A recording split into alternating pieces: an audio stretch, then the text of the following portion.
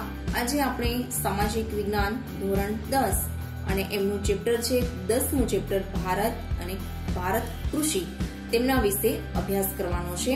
આ ચેપ્ટરની અંદર 5 ગુણનો ભારાંક છે, 4 ગુણનો એક મોટો સવિસ્તૃત પ્રશ્ન પૂછાશે અને 1 ગુણનો નકશો પૂછાશે। આજે આપણે પાર્ટ 1 વિશે અભ્યાસ કરવાનો છે। આ પાર્ટ 1 ની અંદર પ્રસ્તાવના અને કૃષિના પ્રકારો વિશે અભ્યાસ કરીશું। તમામ પ્રકારના પ્રશ્ન જવાબ સહિત સરળ સમજૂતી સાથે આગળ વધીએ। સૌપ્રથમ આપણે જોઈ લઈએ પ્રસ્તાવના। જો મિત્રો હજુ સુધી તમે મારી ચેનલ પર નવા હો તો સબસ્ક્રાઇબ કરો, વિડિયો પસંદ આવે તો લાઈક કરો અને આપના ગ્રુપમાં શેર કરો। સૌપ્રથમ પ્રસ્તાવનાની અંદર પ્રાચીન કાળથી કૃષિ ભારતના મોટા ભાગના લોકોની આર્થિક પ્રવૃત્તિ રહી છે। તો બહુ મસ્ત વાત કરી છે કે આપણે આજકાલથી કૃષિ સાથે નથી જોડાયેલા, પ્રાચીન સમયથી આપણો આર્થિક વ્યવસાય છે, બરાબર, આર્થિક પ્રવૃત્તિ છે એ કૃષિ જોવા મળેલી છે અને આજ સુધી આપણે કૃષિ કરતા આવ્યા છીએ।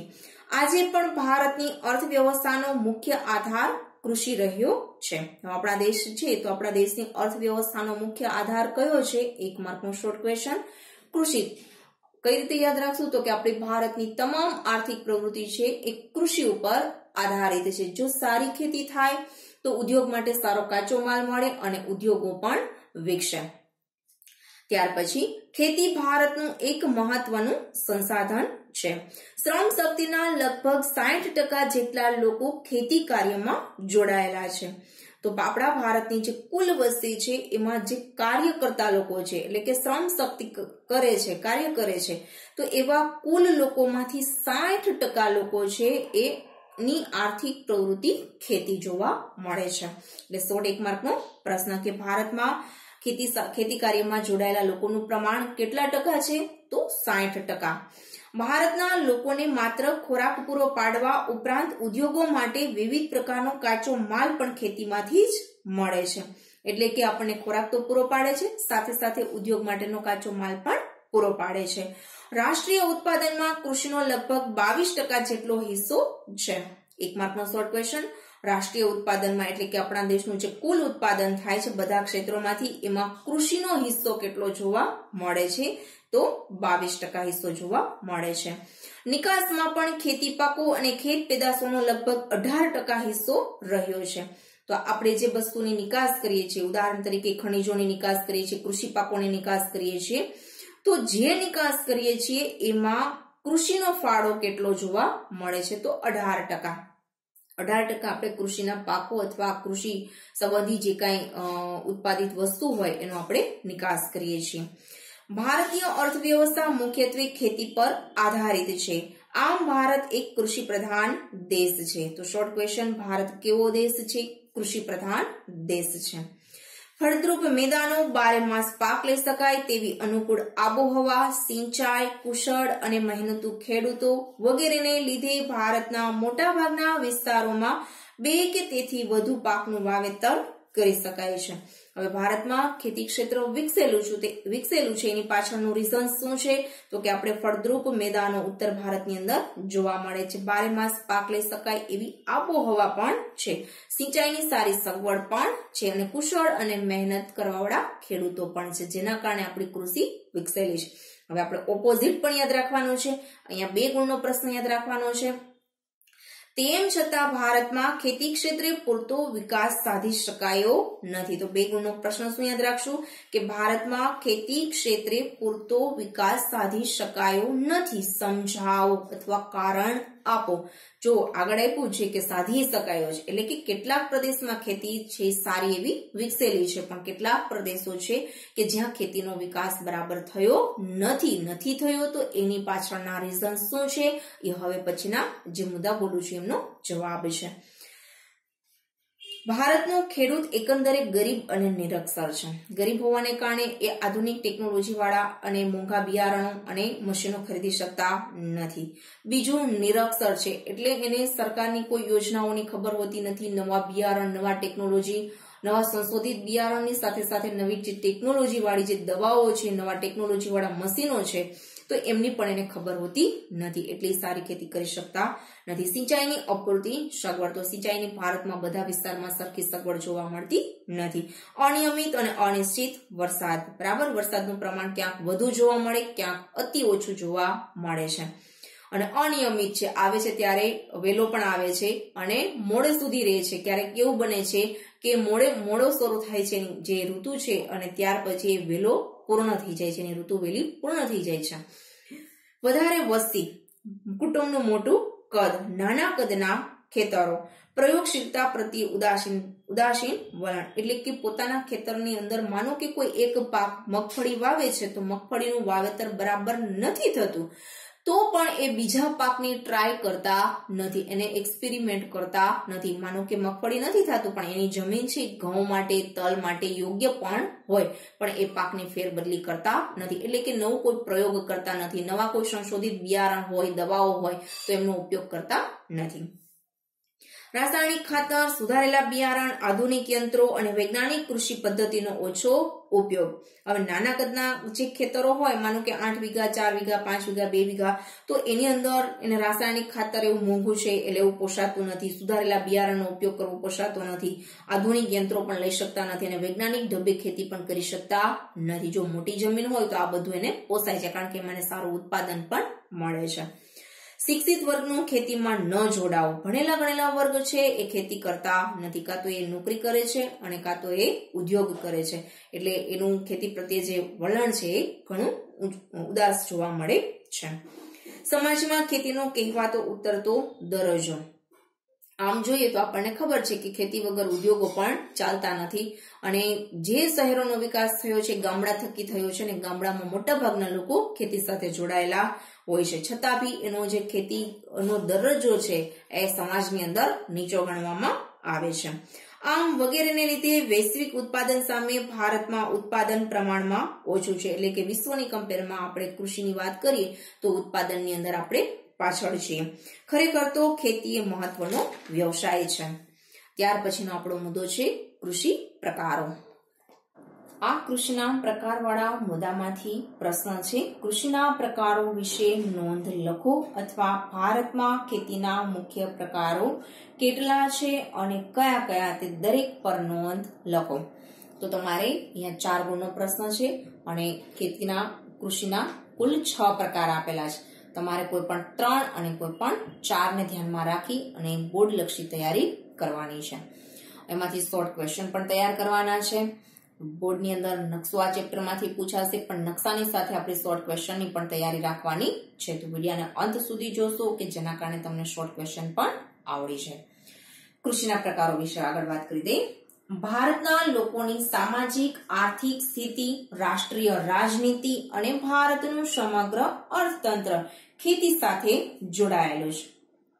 તો શું કહે છે કે ભારતની સામાજિક, આર્થિક અને રાજકીય નીતિ છે એ ત્રણેય છે એ ભારતનું સમગ્ર આખું ખેતી સાથે જોડાયેલું ક્ષેત્ર છે, એટલે કે સમગ્ર ભારતનું અર્થતંત્ર છે એ ખેતી ઉપર નિર્ભર છે. સિંચાઈ પદ્ધતિ, ખેત પેદાશો, આર્થિક વળતર જેવી બાબતોના આધારે ખેતીના પ્રકાર પાડવામાં આવેલા છે. તો 1 માર્કનો પ્રશ્ન, ખેતીના પ્રકાર શેના આધારે ભારતની અંદર પાડવામાં આવેલા છે? તો કે સિંચાઈ પદ્ધતિના આધારે, ખેત પેદાશોની ના આધારે અને આર્થિક વળતરના આધારે. તો ભારતમાં ખેતીના મુખ્ય 6 પ્રકારો છે. હવે 2 માર્કનો પ્રશ્ન એમ પણ યાદ રાખવાનો છે કે ભારતમાં ખેતીના કેટલા પ્રકાર અને કયા કયા? તો 6 પ્રકાર. પહેલો પ્રકાર જીવન નિર્વાહ, બીજો સૂકી ખેતી જેને શુષ્ક ખેતી પણ કહેવાય, ત્રીજું આર્દ્ર ખેતી જે ભીની ખેતી તરીકે પણ ઓળખાય છે, ચોથો સ્થળાંતરિત ખેતી, પાંચમું બાગાયતી ખેતી અને છઠ્ઠું છે સઘન ખેતી. એમાં સૌથી પહેલા આપણે જોઈએ છીએ જીવન નિર્વાહ ખેતી. આઝાદી પછી હવે આ 6 મુદ્દા છે તમારે 2 માર્કના પ્રશ્નો તરીકે પણ યાદ રાખવાના છે. આઝાદી પછી આયોજન પંચની અનેક ખેત વિકાસ યોજનાઓ અમલમાં લાવવા છતાં પણ ભારતના ખેડૂતોની આર્થિક સ્થિતિ આજે પણ પ્રમાણમાં નબળી છે.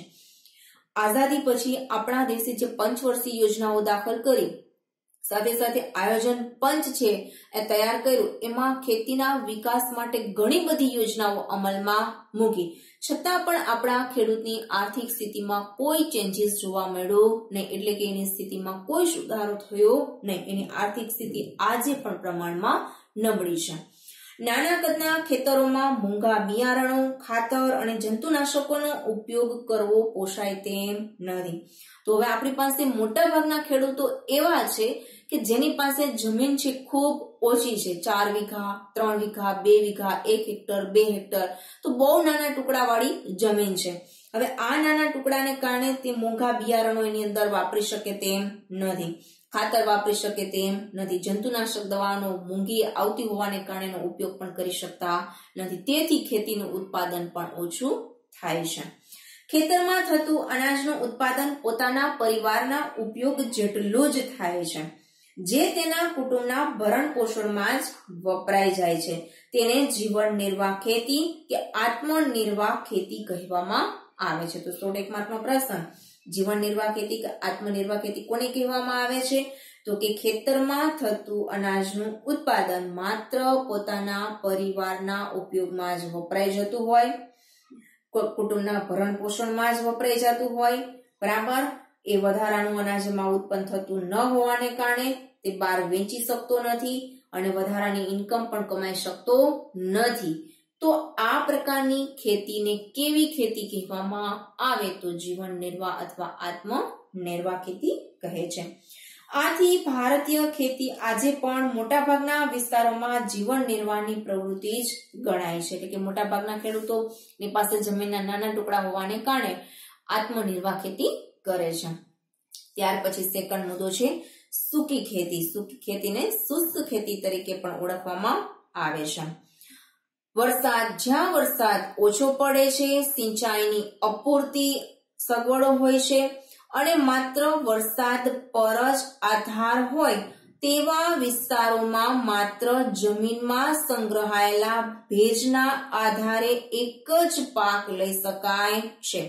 તો આ પ્રકારની ખેતીને કેવી ખેતી કહેવામાં આવે છે? તો યાદ રાખશું આપણે સૂકી ખેતી. હવે એને સમજૂતી જોઈએ. વરસાદ પણ ઓછો પડે છે, સિંચાઈની સગવડ પણ ઓછી જોવા મળે છે, બરાબર. માત્ર ચોમાસા દરમિયાન જે વરસાદ પડે એ વરસાદના આધારે જ એક જ પાક વર્ષની અંદર લઈ શકાય છે. શિયાળુ પાકે લઈ શકતા નથી, કારણ કે સિંચાઈની સગવડ નથી અને વરસાદ પણ ઓછો પડે એટલે નદીમાં પણ પાણી હોતું નથી. નદીમાં પાણી ન હોય તો સિંચાઈ આપણે કરી શકીએ નહીં. તો આ પ્રકારની ખેતીને સૂકી ખેતી કહેવામાં આવે છે. અહીં જુવાર, બાજરી અને કઠોળ જેવા પાકની ખેતી થાય છે. આ ત્રણેય પાક એવા છે કે ત્યાં ઓછું પાણી હોય તો પણ આપણે એનું ઉત્પાદન કરી શકીએ છીએ. ગુજરાતમાં ભાલ પ્રદેશમાં ચોમાસું પૂરું થયા પછી ભેજવાળી જમીનમાં આ રીતે ઘઉં અને ચણાનો પાક લેવામાં આવે છે. તો અહીં એક શોર્ટ ક્વેશ્ચન નીકળે કે ભાલ પ્રદેશમાં કેવા પ્રકારની ખેતી થાય છે અને ત્યાં કયા પાકો લેવાય છે? તો તમારે યાદ રાખવાનું, શુષ્ક અથવા સૂકી ખેતી થાય છે, ઘઉં અને ચણાનો પાક લેવામાં આવે છે. તો ગુજરાતમાં કયા પ્રદેશની અંદર સૂકી ખેતી થાય? તો 1 માર્કનો જવાબ ભાલ પ્રદેશમાં. ત્યાર પછી ત્રીજો મુદ્દો છે આર્દ્ર ખેતી. આર્દ્ર ખેતીને ભીની ખેતી તરીકે પણ ઓળખવામાં આવે છે. આર્દ્ર એટલે વરસાદ. જ્યાં વરસાદનું પ્રમાણ વધુ છે અને સિંચાઈની સગવડ પણ વધુ છે તેવા વિસ્તારોમાં આર્દ્ર ખેતી કરવામાં આવે છે. તો 100 માર્કનો પ્રશ્ન કે જ્યાં વરસાદ વધારે છે, વધારે વરસાદ હોય તો સિંચાઈની સગવડ પણ સારી હોય, તો સિંચાઈની સગવડ પણ વધુ છે, તો આવા વિસ્તારોમાં થતી ખેતી કેવી ખેતી કહેવામાં આવે છે? આર્દ્ર ખેતી. અહીંયા શોર્ટ ક્વેશ્ચન એક એમ પણ યાદ રાખવાનો છે, આર્દ્ર ખેતી બીજા કયા નામથી ઓળખવામાં આવે છે અથવા ભીની ખેતી બીજા કયા નામથી ઓળખવામાં આવે છે? ત્યાર પછી વરસાદ ન પડે કે ઓછો પડે ત્યારે સિંચાઈ દ્વારા વર્ષમાં એક કરતા વધુ પાક લઈ શકાય છે. જો વરસાદ ઓછો પડ્યો હોય તો પણ ત્યાં સિંચાઈની સગવડ સારા એવા પ્રમાણમાં છે, એટલે ત્યાં વર્ષ દરમિયાન એક કરતા વધારે પાકોનું વાવેતર થાય છે, એટલે કે પાક લઈ શકાય છે. આ જમીનની અંદર જેમાં ડાંગર, શેરડી, કપાસ, ઘઉં અને શાકભાજીની ખેતી કરાય છે. ત્યાર પછી ચોથો પ્રકાર છે સ્થળાંતરિત ખેતી અથવા તો ઝૂમ ખેતી તરીકે એને ઓળખવામાં આવે છે. તો 1 માર્કનો પ્રશ્ન યાદ રાખવાનો છે, સ્થળાંતરિત ખેતી બીજા કયા નામથી ઓળખવામાં આવે છે. તમને સ્થળાંતરિત ખેતીની જગ્યાએ ઝૂમ ખેતી પણ મૂકી દે.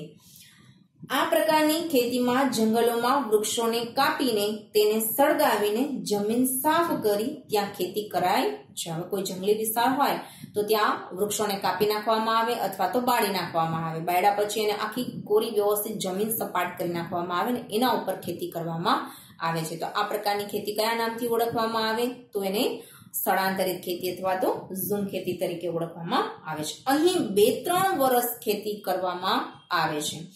જમીનની ફળદ્રુપતા ઘટતા આ વિસ્તાર છોડી દઈને બીજી જગ્યાએ આ જ રીતે ખેતી શરૂ કરવામાં આવે છે. હવે એક જગ્યાએ આવી રીતે જંગલને વૃક્ષોને કાપીને ખેતી કરી પણ 2-3 વર્ષ સુધી કન્ટિન્યુ ખેતી કરે છે. પછી જેમ જેમ એ જમીનમાંથી પાકનું ઉત્પાદન થાય અને એ પાકનું ઉત્પાદન ધીમે ધીમે એના ઉપર ખાતર કે કોઈ બીજી વસ્તુ ન નાખતા એનું ઉત્પાદન ઘટવા લાગે છે. એટલે જમીનની ફળદ્રુપતા નાશ પામે છે અને એ ઉત્પાદન ઘટતા જમીનની ફળદ્રુપતા નાશ થતા ત્યાં ઉત્પાદન ઓછું થાય અથવા તો થતું જ બંધ થઈ જાય છે. એટલે એ લોકો ફરી પાછી નવી જગ્યાએ જાય છે અને આ જ પદ્ધતિથી ખેતી કરે છે. ફરી પાછા ત્યાં વૃક્ષો કાપી અને સપાટ જમીન બનાવી અને ખેતી કરે છે. તો આ પ્રકારની ખેતીને સ્થળાંતરિત કે ઝૂમ પદ્ધતિની ખેતી તરીકે ઓળખવામાં આવે છે. આ ખેતીમાં ધાન્ય પાક કે શાકભાજી ઉગાડાય છે. આ ખેતીમાં હેક્ટર દીઠ ઉત્પાદન ઓછું થાય છે. તો આઈએમપી શોર્ટ ક્વેશ્ચન તરીકે યાદ રાખશું કે કયા પ્રકારની ખેતીમાં હેક્ટર દીઠ ઉત્પાદન ઓછું થાય છે? તો તમારે યાદ રાખવાનું છે સ્થળાંતરિત ખેતી. ત્યાર પછી બાગાયતી ખેતી 5મો પ્રકાર છે. બાગાયતી ખેતીની અંદર બાગાયતી ખેતી એક ખાસ પ્રકારે થતી ખેતી છે. તેમાં રબર, ચા, કોફી, કોકો, નાળિયેર ઉપરાંત સફરજન, કેરી, સંતરા, દ્રાક્ષ, આમળા, લીંબુ, ખારેકને ખલેલા તરીકે પણ ઓળખવામાં આવે છે વગેરે ફળોની ખૂબ જ માવજત સાથે ખેતી કરાય છે. તો શોર્ટ ક્વેશ્ચન યાદ રાખશું. ખૂબ જ માવજત સાથે ખેતી કરાય છે. કયા પ્રકારની વાત કરી છે? તો બાગાયતી ખેતી. હવે આ પ્રકારની ખેતીમાં તમારે શોર્ટ ક્વેશ્ચન યાદ રાખવાનો છે. આ પ્રકારની ખેતીમાં વધુ મૂડીરોકાણ, કુશળતા, તકનીકી જ્ઞાન, યંત્રો, ખાતર, સિંચાઈ, પરિરક્ષણ, સંગ્રહણ અને પરિવહનની પર્યાપ્ત સુવિધા હોવી જરૂરી છે. બરાબર. હવે આ જોવું તો એમાં વધારે મૂડીરોકાણ જોઈએ. રોપાને બહારથી આપણે ખરીદી આવીએ તો રોપાની કિંમત પણ વધુ હોય છે. વાવીએ છીએ 5-7 વર્ષ પછી એમાં ફળ બેસે છે. કુશળતા હોવી જોઈએ. એટલે ટૂંકમાં તમે જે બાગ બગીચો બનાવો છો જે પાક માટે, બરાબર, તો એની તમને જ્ઞાન હોવું જોઈએ કે કેવી આબોહવા, કેટલું ખાતર, કેટલું પાણી જોઈએ છે. તકનીકી જ્ઞાન એટલે કે ટેકનોલોજી જ્ઞાન પણ હોવું જરૂરી છે. યંત્રોની સુવિધા હોવી જરૂરી છે. ખાતર પણ પુષ્કળ પ્રમાણમાં જોઈએ, પાણી પણ જોઈએ, સિંચાઈ પણ જોઈએ. પરિરક્ષણ એટલે ખેતરનું રક્ષણ પણ કરવું પડે કે કોઈ ઝાડવા તોડી ન નાખે, કોઈ આપણા ફ્રૂટ જે ફળો લાગેલા હોય ફળોને નુકસાન ન કરે, બરાબર. તો વગેરે જેવી બાબતોનું ખૂબ જ ધ્યાન રાખવું પડે છે. તો આ પ્રકારની ખેતી કયા નામથી ઓળખવામાં આવે છે અથવા કયા પ્રકારની ખેતી છે? તો તમારે યાદ રાખવાનું છે બાગાયતી ખેતી. હવે થોડીક વધારે વાત કરી દઉં કે સામાન્ય રીતે લાંબા સમય સુધી ઉત્પાદન આપતા પાકોને ઉછેરવા માટે મોટા બગીચા અને વાડીઓનો ઉપયોગ થતો હોવાથી આ ખેતીને બાગાયતી ખેતી કહેવાય છે. તેમાં પાકોનું સંવર્ધન, માવજત અને ચીવટપૂર્વક કરવામાં આવે છે. બરાબર. એટલે કે બહુ માવજત માંગી લે એવી આ ખેતી છે. ત્યાર પછી 6થો પ્રકાર છે સઘન ખેતી. સઘન ખેતી એટલે શું? જ્યાં સિંચાઈની સારી સગવડ છે, રાસાયણિક ખાતર, કીટનાશકો અને વિવિધ પ્રક્રિયામાં યંત્રોનો વ્યાપક ઉપયોગથી ખેતીમાં યાંત્રિકરણ આવી ગયું છે. આ પ્રકારે થતી ખેતીને સઘન ખેતી કહેવામાં આવે છે. તો 1 માર્કનો શોર્ટ ક્વેશ્ચન યાદ રાખશું. સિંચાઈની સગવડ, રાસાયણિક ખાતર, જંતુનાશક દવાઓ અને વિવિધ યંત્રોનો મોટા પાયે ઉપયોગ થતો હોય તો કઈ પ્રકારની ખેતી ગણશું આપણે એને? તો સઘન ખેતી તરીકે ઓળખવામાં આવે છે. હવે આ ખેતીની અંદર તમે જુઓ તો સિંચાઈની પણ સારી સગવડ છે, ખાતર પણ સારા એવા પ્રમાણમાં ઉપયોગ થાય છે, જંતુનાશક દવાઓનો પણ ઉપયોગ થાય છે, વ્યાપક એટલે કે મોટી સંખ્યામાં યંત્રોનો પણ ઉપયોગ થાય છે, બરાબર, એટલે કે વધુ ઉપયોગ થાય છે અને આ પદ્ધતિ એટલે પૂરેપૂરી ટેકનોલોજીથી એ ખેતી કરવામાં આવે છે. તો આ પ્રકારની ખેતી સઘન ખેતી કહેવામાં આવે છે. આ ખેતીમાં રોકડિયા પાકોનું વાવેતર વધારે કરાય છે. તો 100 માર્કનો પ્રશ્ન, કયા પ્રકારની ખેતીમાં રોકડિયા પાકોનું વાવેતર વધારે કરવામાં આવે છે? તો સઘન ખેતી. અહીં હેક્ટર દીઠ ઉત્પાદનમાં ખૂબ જ વધારો થયેલ છે અને આ પ્રકારની ખેતી હેઠળનો વાવેતર વિસ્તાર સતત વધતો જાય છે. હવે હેક્ટર દીઠ ઉત્પાદન ઓછું કીધું તો આપણે શું યાદ રાખ્યું? સ્થળાંતરિત ખેતી. અને હેક્ટર દીઠ વધુ ઉત્પાદન, કારણ કે બધા પ્રકારની સગવડ છે, ટેકનોલોજીથી ખેતી કરે છે, નવી આધુનિક પદ્ધતિથી ખેતી કરે છે, એટલે અહીંયા હેક્ટર દીઠ ઉત્પાદન વધુ થાય છે. તો 100 આઈએમપી શોર્ટ ક્વેશ્ચન છે કે હેક્ટર દીઠ વધુ ઉત્પાદન કયા પ્રકારની ખેતીમાં જોવા મળે છે? તો સઘન ખેતી. આ ખેતીમાં આર્થિક વળતરને મહત્વ અપાતું હોવાથી તેને વ્યાપારી ખેતી કહેવામાં આવે છે, કારણ કે આમાં રોકડિયા પાકોનું વાવેતર વધુ થાય છે અને પૈસા કમાવાના અર્થે આ પ્રકારની ખેતી કરવામાં આવે છે, એટલે એને વ્યાપારી ખેતી તરીકે ઓળખવામાં આવે છે. ભારતની અંદર હાલમાં આ પ્રકારની ખેતીનો વિસ્તાર છે એ વધતો જાય છે. તો 100 માર્કનો પ્રશ્ન, વ્યાપારી ખેતી તરીકે કઈ ખેતી ઓળખાય છે અથવા કોને કહેવાય છે વ્યાપારી ખેતી? તો સઘન ખેતી. સઘન ખેતી વ્યાપારી ખેતી પણ કહેવામાં આવે છે. અહીંયા આપણો કૃષિના પ્રકારો વાળો મુદ્દો પૂર્ણ થાય છે. નેક્સ્ટ વિડીયોની અંદર નવા મુદ્દા સાથે ફરી મળીશું.